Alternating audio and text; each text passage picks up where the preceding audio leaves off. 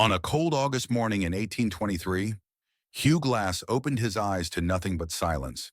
His body was torn apart. His companions had left him to die. But Hugh Glass wasn't going to die just yet. Ahead of him lay 200 miles of the most epic survival struggle in human history. This story isn't just an adventure.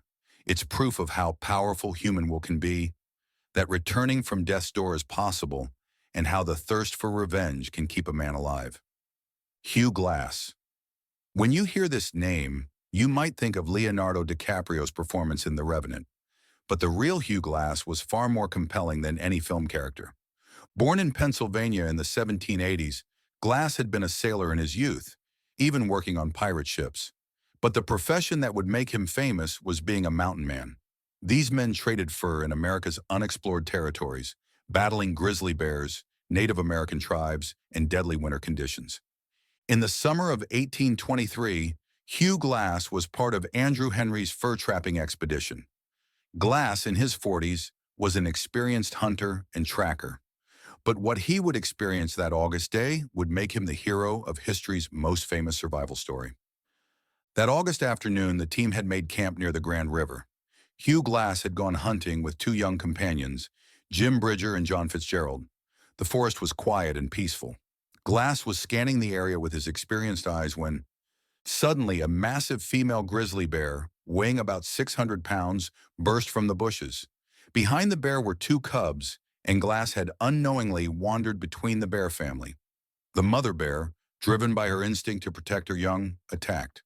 Glass didn't even have a chance to raise his rifle before the bear was upon him. Massive claws tore apart Glass's back and chest. The bear lifted Glass into the air and slammed him to the ground, then pounced on him again. Glass's ribs were broken, deep wounds opened on his skull. But Hugh Glass didn't give up. He drew his knife and fought back against the bear. In this life-or-death struggle that lasted several minutes, Glass managed to plunge his knife into the bear's throat. With one final thrash, the bear bit Glass's leg and finally died. Glass lay motionless on the ground. He had passed out from blood loss and was struggling to breathe. When Jim Bridger and John Fitzgerald found him, they thought he was about to die. Team leader Andrew Henry came and assessed the situation.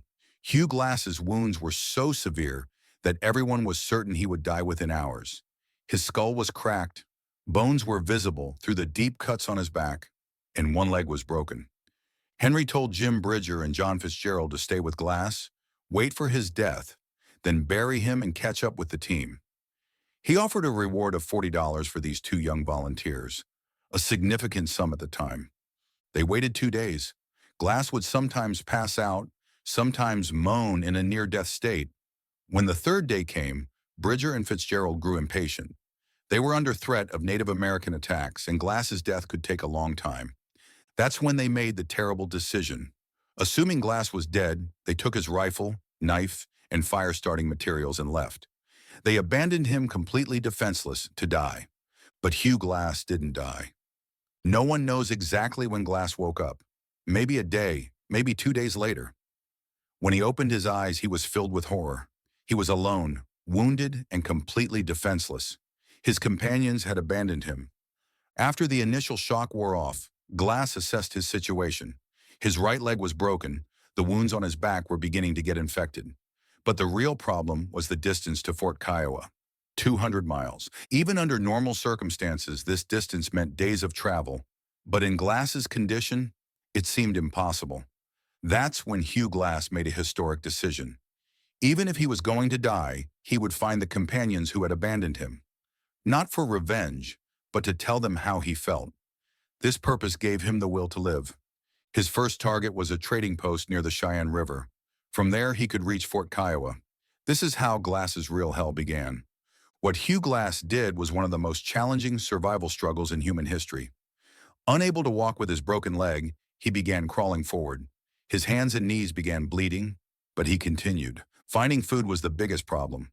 Glass ate rotten fruit, insects, even the half-rotted meat left by scavengers. Once he found the carcass of a buffalo killed by wolves. He drove off the wolves, ate the meat, and broke the bones to extract the marrow. Finding water was another ordeal. Sometimes he had to drink from muddy puddles. He used the same water to clean his wounds. The cold nights were terrible. Glass would hide under bushes to keep warm, sometimes wrapping himself in bear fur, pieces he had taken from the bear's hide. His hardest moments were the nights when fever struck. His body temperature would rise and he would begin to hallucinate. In these moments, he felt death was very near, but every time, that desire for revenge kept him going. After 3 weeks, Glass's condition had improved somewhat. His legs still hurt, but he could now walk. He was able to cover 10 to 15 miles per day. In the 4th week, he reached the Yellowstone River. Here he encountered a camp of Mandan Native Americans. Fortunately, this tribe was peaceful.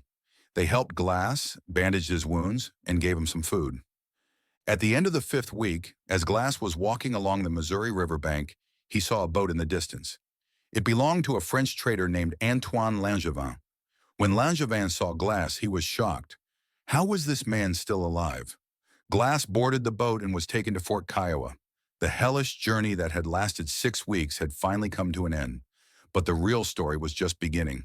When he arrived at Fort Kiowa, everyone who saw Glass looked like they had seen a ghost, because Andrew Henry's team had already arrived and reported that Glass was dead. After Glass recovered, his first task was to find those who had abandoned him. He found Jim Bridger a few months later, but Bridger was still just a young man, 19 years old. Glass couldn't be angry with him. He just asked for his rifle back. Finding John Fitzgerald took longer. When he found him, Fitzgerald was serving in the army. Glass didn't do anything to him either. He just talked. Because this journey had taught him that it wasn't anger, but the will to live, that was truly powerful. Hugh Glass's story doesn't end here.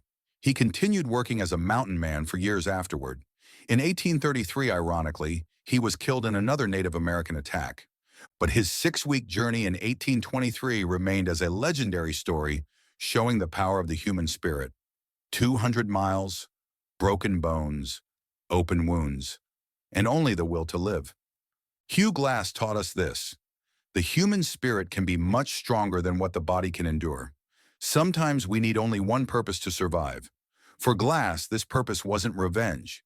It was to confront those who had wronged him with what they had done. This story inspired Hollywood films and became the subject of books. Because what Hugh Glass did wasn't just surviving. He proved that the impossible was possible. And perhaps most importantly, he showed us that sometimes the greatest victories come not from taking revenge, but from transcending that desire for revenge.